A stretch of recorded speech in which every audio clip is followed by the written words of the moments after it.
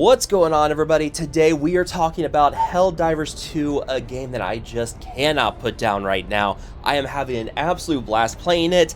That is when I can play it, and we're gonna talk about that. But really, this video is just kind of an overview of what the game is, talking about what I'm liking, what I'm really not liking about the game, and just kind of giving you an idea of what this game is if you want to check it out for yourself. It is developed by Arrowhead Game Studios, and it's published by Sony. It's available on both PlayStation 5 and on Steam, and it is pretty much an always online game where you and hundreds of thousands of other players are kind of waging this war against two evil factions, the Terminids, or bugs, and the Automatons, which are basically robots, and you're kind of liberating the galaxy from these two factions. So overall, the theme of this game is very much influenced by Starship Troopers, and you get this automatically at the start where you get this propaganda video, and on the opening screen for the video you see this line that says deviations in attention will be considered treason, followed by what can only be this. Basically, it's a recruitment video for this faction of Helldivers, which is this elite fighting unit, which is what you're part of in the game. And there's lines in there about how you're seeing exotic new life forms, how you're spreading managed democracy, and it doesn't just stop there with the propaganda. During missions, sometimes your characters will yell about liberty, democracy, they'll yell about liberty save me.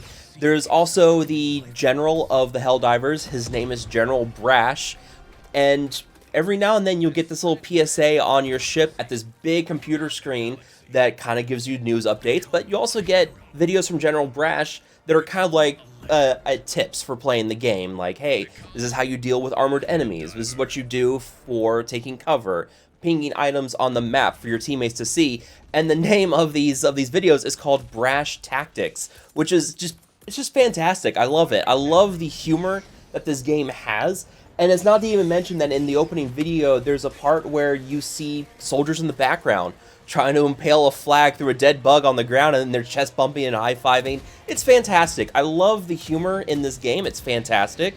And yeah, it's just with that and your character yelling about liberty, it's just so much fun. It's a great time. And there's also power-ups that you get as part of this fighting team, or this fighting force, and they're called stratagems. And these can vary from support weapons that you get, like rocket launchers and machine guns. You can get airstrikes from fellow craft that kind of just fly over the battlefield. You'll get orbital bombardments from your destroyer, and you can also get these turret sentries that you can call down to kind of help hold the line. And these various powers will help you to will help you even the playing field, and they'll give you an advantage based on what type of mission you're running. For instance, some of the missions that you can run are these kind of defensive missions where you need to hold the line, where you're either fighting in an enclosed circle and you have waves of enemies coming at you, or you're trying to extract civilians. So that's where you may want to go for more like a defensive priority on your stratagem. So you may want your turret sentries then, minefields, shield generators. Or there are missions where you're constantly running around trying to plug up these bug holes or automaton factories. So you need to be more on the run. So that's where you want more airstrikes and bombardment, something that's gonna not really slow you down. And really, that's just kind of the strategy overall, is that depending on how many players you have on the team with you, you can have up to 3 players on the team with you, or you can run these missions solo.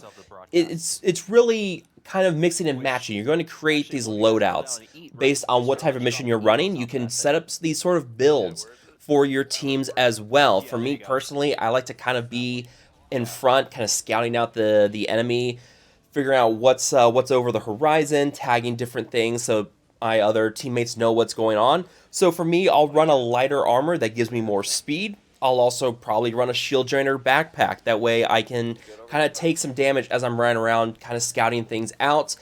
And sometimes we have support characters on our team who have like a supply backpack, which can give us more ammo on the run. And then we have these heavy damage dealers, which are usually running grenade launchers or rocket launchers and a lot of bombardments. So really, it's kind of a mix and match on what you want to run on your team, and that adds a little bit of strategy to it that I can really appreciate. So having all these different loadouts you can run on your team, kind of mix and match it, and you don't have to stick with that same loadout from mission to mission. You can always mix and match on your own. It's not shared between your team, so If you want to be a scout one mission, then you want to be support the next mission, that's totally fine. You can switch it up on your own, nothing holding you back.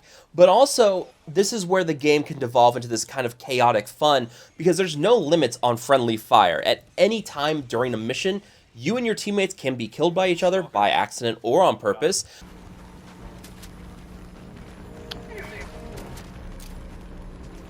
Heads up.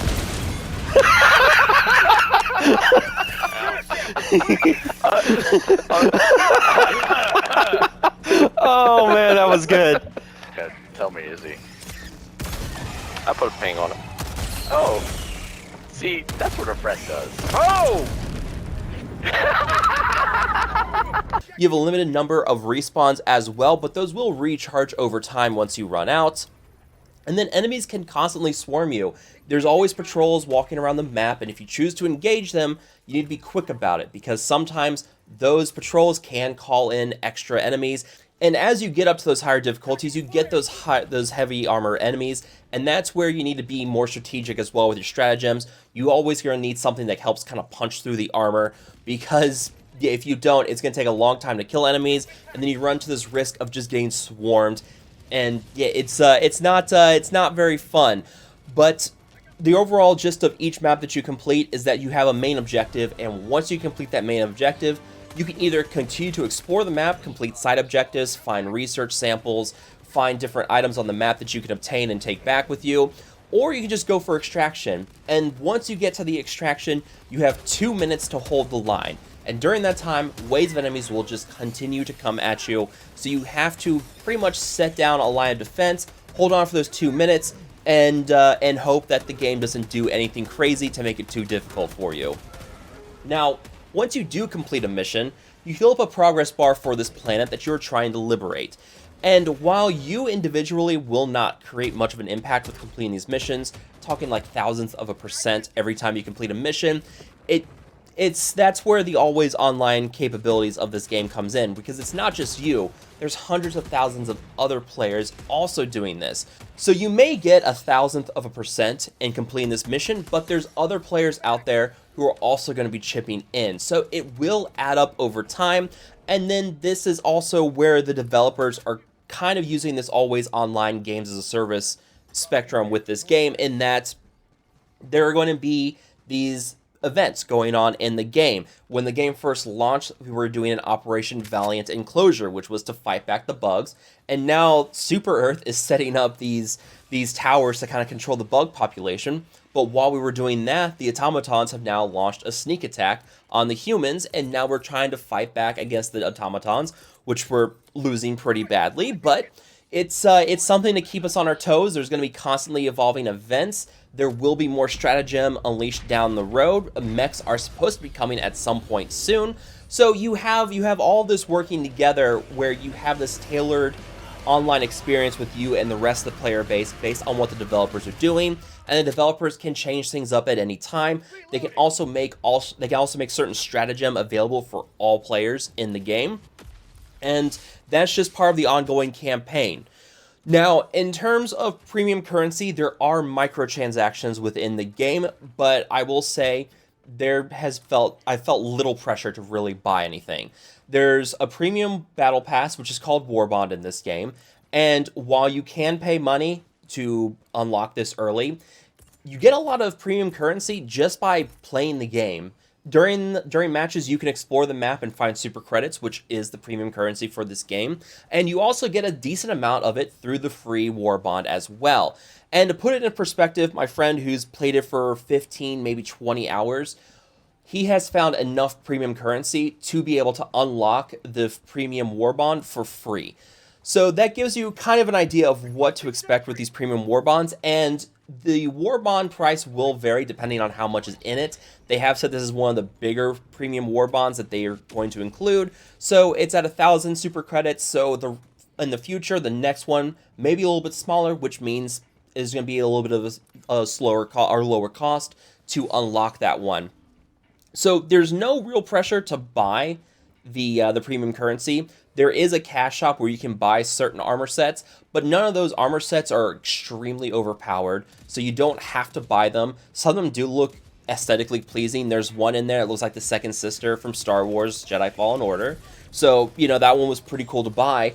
But the stats and the bonus perks that you get with the armor sets in the cash shop are the exact same of what you're going to find within the free War Bond as well. It's really going to come down to how cool does it look for you. And if that's what you want to buy, then go for it. But at no point while playing this have I ever had to deal with the fear of FOMO or fear of missing out. And the developers have said as much as well. They are not going to make it so that war bonds will expire, so you can progress any war bond at any time. So there is no fear that you're going to miss out on a war bond at the launch of the game if you played like a year down the road. You can still go back, you can complete that war bond at any time, and you can put progress into any war bond that you want to at any time.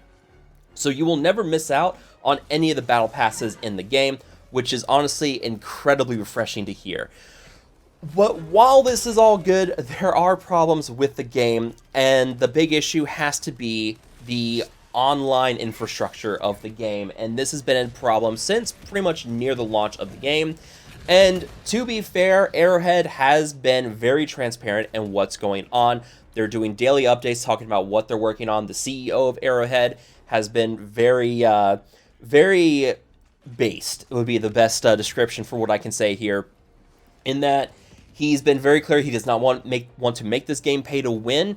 He's been very clear about, you know, they're working on the game, and I'm just going to let them work on it. I'm not going to sit there and scream at them to get it worked on faster.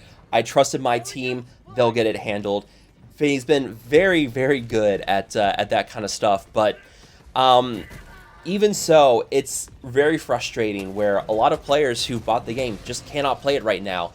They've had to cap the server population at 450,000, which is pretty much the peak player count that you're getting on Steam any night of the week.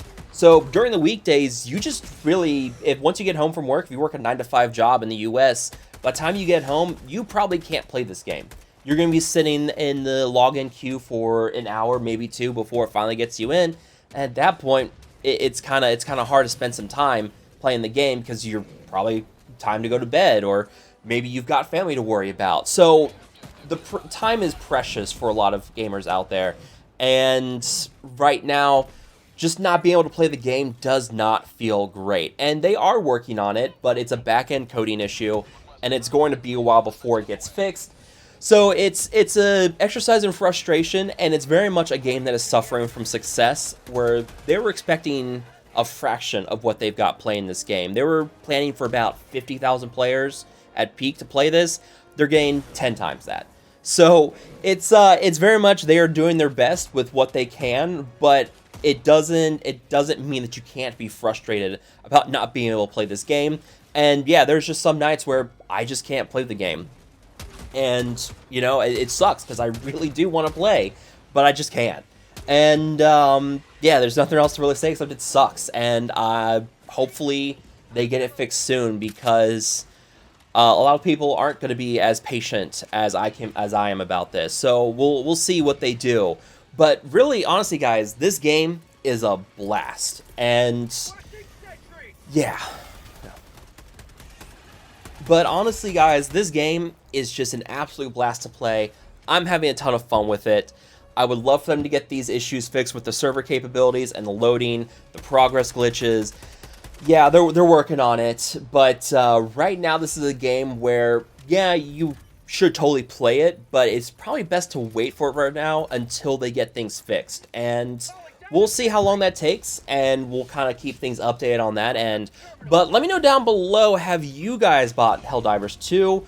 If you guys haven't bought it yet, what do you think of the footage and discussion of the game here in the video? Let me know what you guys think down below. As always, if you guys have enjoyed the video, make sure to hit that like button, share this video, subscribe to the channel. I will see you guys next time.